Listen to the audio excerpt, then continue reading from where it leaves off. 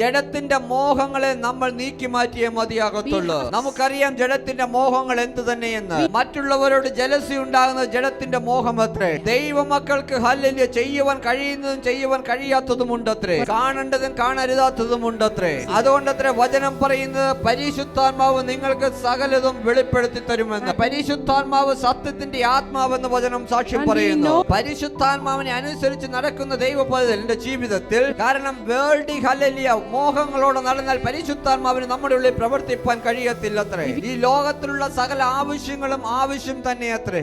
അത് നമ്മുടെ ജീവിതത്തിൽ വന്നു ചേരുന്നത് എങ്ങനെയെന്ന് ചോദിച്ചാൽ ആദ്യം അവന്റെ രാജ്യവും നീതിയും അന്വേഷിപ്പിൻ, അതോടുകൂടെ സകലതും എന്ന്.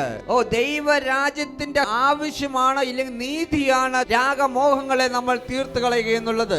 അപ്രകാരം നമ്മുടെ ജീവിതത്തിന്റെ മോഹങ്ങളെ നമ്മൾ താഴ്ത്തി കളയുവാൻ തയ്യാറാവുകയെങ്കിൽ ഞാൻ നിങ്ങൾക്ക് പുതിയൊരു ഹൃദയത്തെ തരുമെന്ന്.